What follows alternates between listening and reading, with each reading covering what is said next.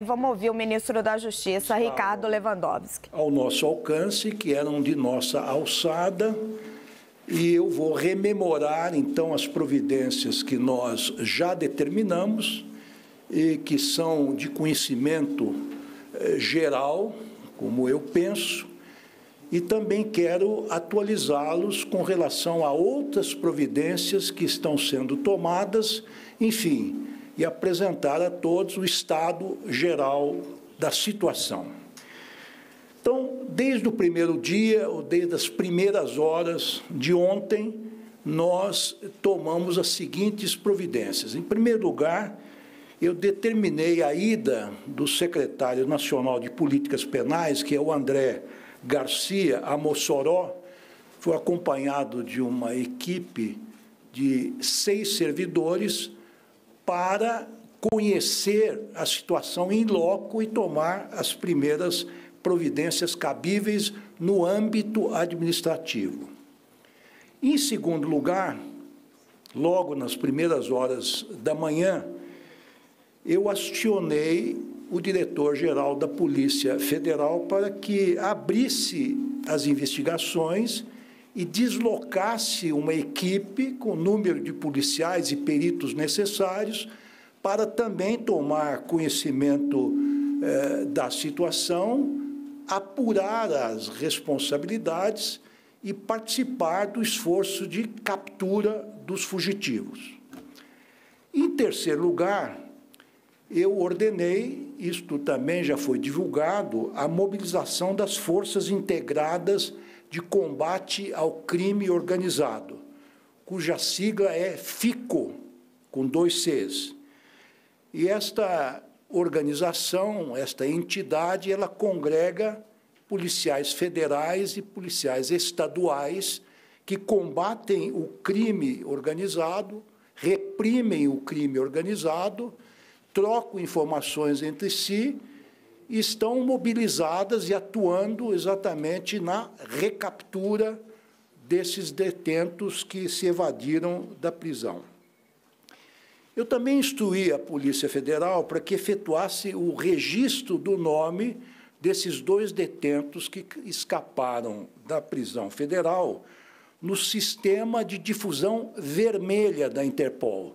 Num primeiro momento, foi a difusão laranja, porque não havia ainda uma ordem de prisão contra eles.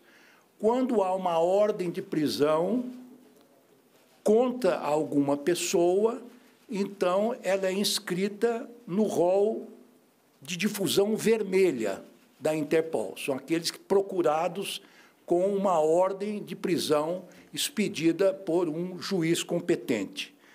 E também pedi à Polícia Federal que incluísse o nome desses 2 detentos no sistema de proteção de fronteiras, para que eles não pudessem ou tivessem maior dificuldade de sair do país e que fossem, digamos assim, procurados pela comunidade policial internacional. Em quinto lugar, eu mobilizei, ainda nas primeiras horas de ontem, é preciso que se diga isso, mobilizei a Polícia Rodoviária Federal para que realizasse o monitoramento das rodovias sob sua jurisdição, não é? E auxiliasse também as demais forças que atuam na região para a recaptura dos 2 fugitivos.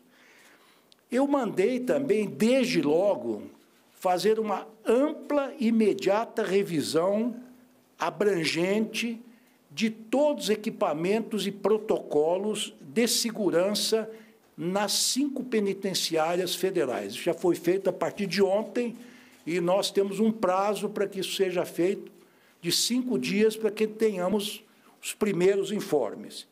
E eu determinei ontem, todos viram isto, ocorreu no final da tarde, o afastamento de toda a direção da penitenciária de Mossoró e determinei a intervenção naquela unidade prisional e quem está hoje gerindo, administrando, é um agente penitenciário federal que foi, juntamente com André Garcia, que é o nosso secretário nacional de Políticas Penais, no mesmo avião, foi para Mossoró e imediatamente assumiu a gestão daquele presídio. A chegada do secretário da equipe da chamada Senapem, que é a Secretaria Nacional de Políticas Penais, e também deste interventor, levou um certo tempo, porque nós temos um país de dimensões continentais. Mossoró não tem pista para aterragem de avião a jato, então foi preciso utilizar um turbohélice da Polícia Federal para que esta equipe chegasse ao local, a Mossoró. Isto levou cerca de 4 horas e meia até que fossem ultimados os preparativos, e a nossa equipe da Senapem chegou por volta do final da tarde, aproximadamente às 17h30, quando essas providências todas, inclusive a intervenção, o afastamento da atual gestão, fosse concretizada e as primeiras investigações fossem desencadeadas. Muito bem. A nossa grande preocupação neste momento e desde os primeiros momentos, é preciso que se diga, é com a recaptura dos 2 fugitivos. Qual é a equipe de autoridades policiais que está mobilizada nesse momento para esta missão, para o cumprimento dessa tarefa? Nós temos cerca de 100 agentes da Polícia Federal envolvidos nesta operação, mais cerca de 100 agentes da Polícia Rodoviária Federal e mais aproximadamente 100 agentes das forças policiais locais, polícias militares e polícias civis. Portanto, temos um total de 300 agentes mobilizados, além de termos determinado, como já acabei de dizer, a difusão do alerta vermelho na Interpol. Nós temos no local 3 helicópteros atuando, um da Polícia Federal, um da Polícia Rodoviária Federal e um das autoridades locais, do governo do Rio Grande do Norte, além de drones que estão envolvidos na procura destes fugitivos, que estão, imaginamos nós, localizados num perímetro de cerca de 15 quilômetros de distância do presídio até a cidade, até o centro da cidade. É um local de matas, é uma zona rural, e nós imaginamos que eles estejam homiziados ainda naquela região. Por quê? Porque pelas videocâmeras nós não identificamos nenhum veículo que os tenha buscado quando transpuseram a grade do presídio. E também não temos nenhuma notícia de furto ou roubo de veículos na região. Portanto, significa que não imaginamos, e são hipóteses, que esses fugitivos devem ainda se encontrar naquela região. Temos notícias que uma casa rural foi invadida, onde houve furto de roupas e de comidas, e certamente isto pode estar relacionado a esses 2 fugitivos que estão tentando sobreviver nesta área onde se encontram. Portanto, neste momento, além das providências que nós tomamos, todos os esforços das autoridades federais e locais e com equipamentos importantes, como helicópteros e drones, estão voltados para a recaptura destes 2 fugitivos. Além disso, neste momento, estão sendo realizados 2 tipos de investigações. Uma investigação de caráter administrativo, para apurar as responsabilidades disciplinares. É uma sindicância e que pode depois se transformar num inquérito administrativo que está sendo levado a efeito ou sob a coordenação do secretário André Garcia, que está atualmente no local acompanhando estas questões. Temos outra linha de investigação, que é um inquérito policial que foi aberto no âmbito da Polícia Federal, agora não para apurar responsabilidades disciplinares ou administrativas, mas sim eventuais responsabilidades de natureza criminal das pessoas que, eventualmente, são hipóteses, suposições, puderam, quem sabe, facilitar a fuga destes 2 detentos desta penitenciária de segurança máxima. Portanto, nós estamos atentos, operantes, e todos os esforços estão sendo desenvolvidos para a recaptura e para a apuração de responsabilidade, tanto no âmbito civil, administrativo, como no âmbito criminal. É claro que as medidas não param aí, continuamos trabalhando, além de termos determinado, como acabamos de dizer, o afastamento da direção atual do presídio e nomeado um interventor para, enfim, dar continuidade aos trabalhos, nós queremos anunciar que estamos determinando uma série de medidas, algumas das quais vão ser iniciadas imediatamente. Evidentemente, como se trata de dinheiro público, tudo isso depende de licitação, não é? De uma licitação, de um processo licitatório, mas quais as medidas que nós estamos já determinando sejam efetivadas no prazo mais curto possível. Em primeiro lugar, a modernização do sistema de vídeo monitoramento dos 5 presídios federais. Em segundo lugar, estamos determinando o aperfeiçoamento do controle de acesso aos presídios federais, inclusive com um sistema de reconhecimento facial de todos aqueles que ingressam nas unidades prisionais, sejam eles, enfim, os próprios presos, sejam eles visitantes, sejam eles administradores, autoridades, ou, enfim, mesmo advogados terão que passar por um reconhecimento facial. Terceiro lugar, vamos ampliar o sistema de alarmes e sensores de presença em todas as 5 unidades prisionais federais. Depois, nós vamos também, isto é uma providência que pode ser tomada desde logo, nós vamos requisitar a nomeação de 80 policiais penais federais que já foram aprovadas em concurso público para reforçar o sistema prisional federal.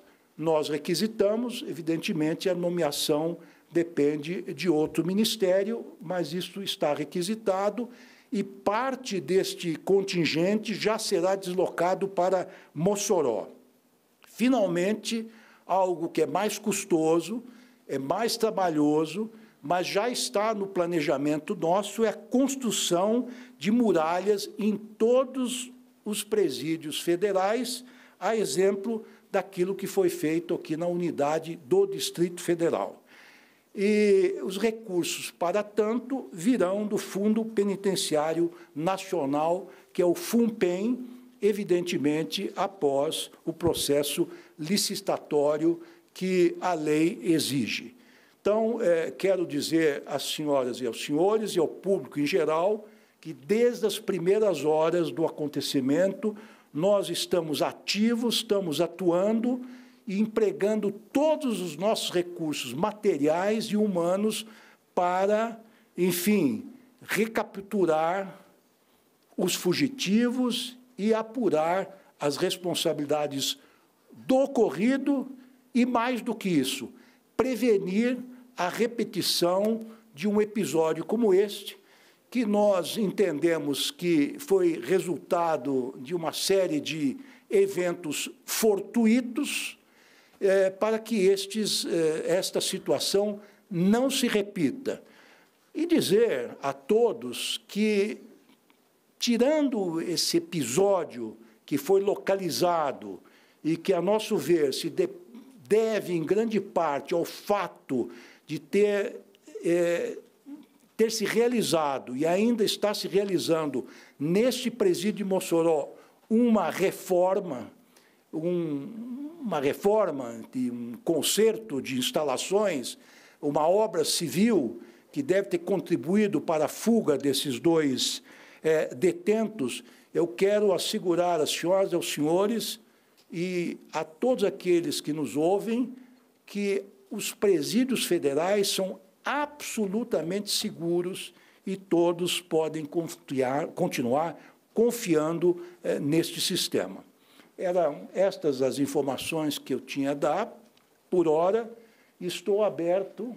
Gente, agora o ministro vai responder algumas perguntas pertinentes, por favor, a essa questão. A gente tem uma lista aqui, a Eduardo e a Zinda vão passar o microfone para vocês. A primeira da lista... Ministro Ricardo Lewandowski, então, gente, trazendo algumas informações importantes. Primeiro, sobre a busca dos fugitivos, que eles estariam a 15 quilômetros do presídio, que não pegaram aí nenhum veículo e que teve uma casa que foi invadida. E ele também colocou medidas que estão sendo adotadas pelo governo, né? Diz que vai construir muralhas, que vai ampliar o sistema de alarmes, que vai instalar vai modernizar o sistema de videomonitoramento, que vai aperfeiçoar o controle de acesso com reconhecimento facial. Ele agora responde perguntas. Vamos ouvir. É claro que cada administrador de cada um dos presídios vai avaliar a situação. No momento de emergência, é preciso tomar todo o cuidado para que este exemplo, e não é o caso, é muito importante que se diga isso, possa eventualmente incitar outros incidentes dessa natureza. Então, as medidas disciplinares em cada uma das unidades prisionais são de competência de seus gestores, porque cada um sabe os problemas que enfrenta no seu dia a dia. O Ministério da Justiça, é claro, recomendou que todas as cautelas fossem tomadas. Estas e outras mais poderão ser tomadas ou, eventualmente, haver uma desistência dessas medidas.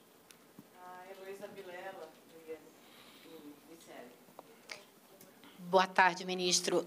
Eu gostaria de saber, quando o senhor assumiu a pasta, o presidente Lula, o senhor, o ex-ministro Dino, falaram muito na importância do combate ao crime organizado hoje, mais do que nunca, sim, no Brasil. Então, eu gostaria de saber se o senhor... É cedo, porque as investigações ainda estão começando, mas se o senhor acredita que pode haver algum tipo de ingerência política e não apenas um evento fortuito nesse ano eleitoral, depois que o Ministério passou o ano passado todo se concentrando muito nesse combate ao crime organizado?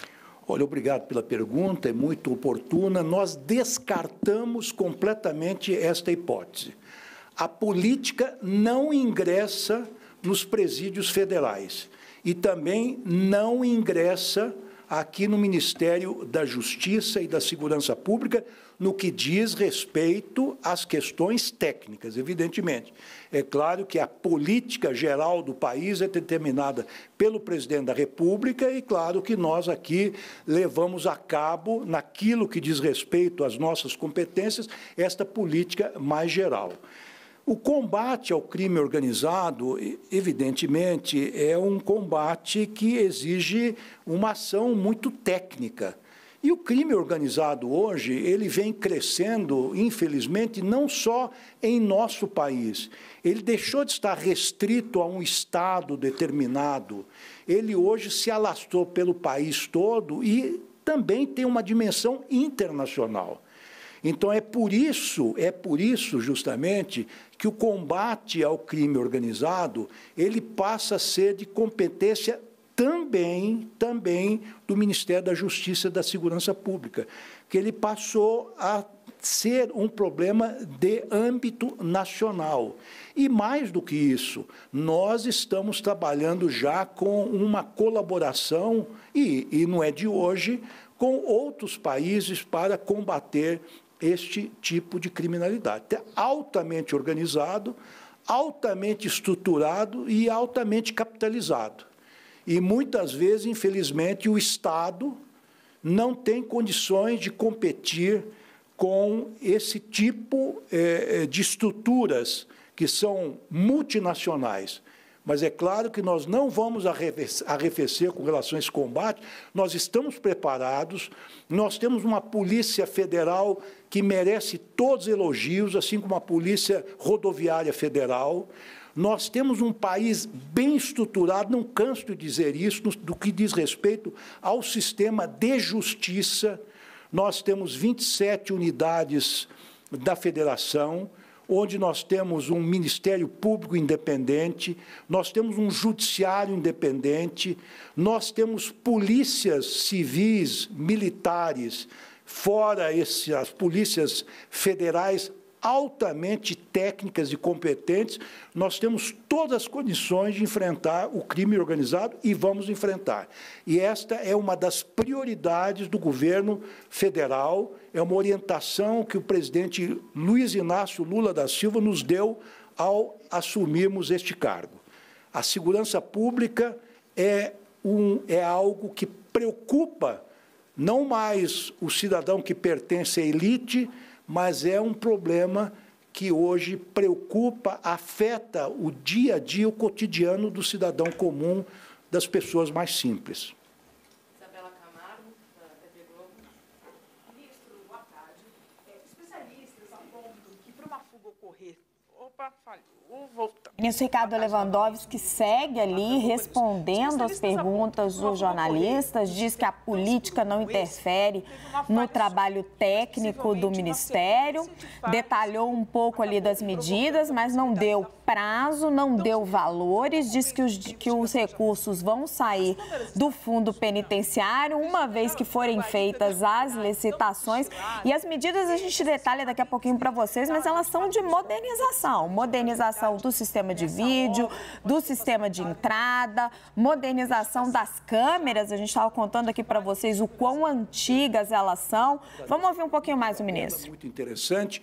Nós não temos ainda todas as informações, porque a sindicância administrativa e o inquérito policial estão em andamento e vão apurar todas as responsabilidades. O que nós sabemos até o momento é o seguinte, que houve uma série de fatores que causaram a fuga desses dois detentos, que, aliás, não são hierarcas, não estão no topo da criminalidade organizada. Realmente são, digamos assim, soldados do crime organizado. É um pouco como a queda de um avião. Quando cai um avião, não há uma causa única, há uma série de causas e concausas, como ocorreu neste momento. Em primeiro lugar, a fuga ocorreu numa terça-feira de carnaval, né? Na passagem da terça-feira para a quarta-feira de cinzas, não é? Onde, eventualmente, as pessoas estavam mais relaxadas, como costuma ocorrer neste momento. Outro fator que contribuiu para isso, como eu disse, é porque o presídio estava passando por uma reforma interna. Quer dizer, várias instalações estavam sendo reformadas, então havia operários lá dentro da unidade prisional, ferramentas existiam lá dentro, né? Estavam, infelizmente, a informação que nós temos não estavam devidamente acondicionadas e trancadas, possivelmente estivessem espalhadas pelo presídio ao alcance, então, das pessoas que realizaram esta fuga. Nós verificamos também que havia defeitos na construção do presídio, quer dizer, houve uma fuga pela pela luminária da cela, e ao invés desta luminária e o entorno estar protegido por uma laje de concreto, ela estava protegida e fechada por um simples, enfim, trabalho comum de alvenaria. Outro problema, isto diz respeito à própria técnica construtiva, ao próprio projeto, quer dizer, quando os detentos, os fugitivos, conseguiram sair pela luminária, eles entraram naquilo que se chama de shaft, aquele local onde se faz a manutenção do presídio, onde estão as máquinas, estão as tubulações, então está toda a fiação, e de lá conseguiram alcançar o teto do sistema prisional. Então, também não havia nenhuma laje, não havia nenhuma grade, nenhum sistema de proteção. Quer dizer, isso tem uma questão do projeto, não é? Quem fez o projeto, eventualmente, devia ter imaginado que a proteção deveria ter sido mais eficiente. Quando os criminosos ultrapassaram estes obstáculos e foram encontradas ferramentas que eram utilizadas na reforma do presídio, dentro não só das celas, mas também no local por onde eles se evadiram, eles se depararam com um tapume de metal, que estava protegendo o local que estava sendo reformado. E este tapume pôde ser facilmente ultrapassado, fizeram uma brecha nesse tapume, ultrapassaram o tapume e depois, com alicate, aquele alicate que corta arames, cortaram as grades, enfim, que os separavam, digamos assim, do mundo exterior. Então, houve a utilização, justamente, das ferramentas que estavam sendo empregadas para a reforma das instalações. É verdade, e esse é um outro fator que contribuiu para que este evento ocorresse, algumas câmaras não estavam funcionando adequadamente. Assim, também, como algumas luzes, algumas lâmpadas, não é? Que poderiam, eventualmente, detectar uma fuga, não estavam funcionando adequadamente.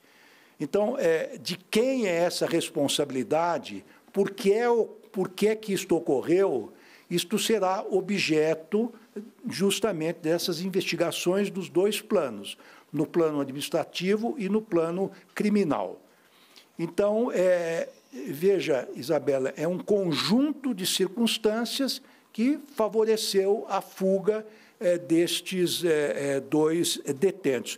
É por isso que nós, num primeiro momento, numa hipótese, não imaginamos que tenha sido algo orquestrado de fora, algo que tenha sido arquitetado com muito dinheiro, com muito custo, com veículos aguardando, enfim, os fugitivos, ou, eventualmente, como já aconteceu no passado, com helicópteros. Foi uma fuga, diria eu, pelo menos num primeiro momento, que custou muito barato, que foi efetuado exatamente com aquilo que foi encontrado, enfim, no local e que estava, infelizmente, e vamos, insisto, apurar as responsabilidades, próximo daqueles que queriam efetuar essa fuga.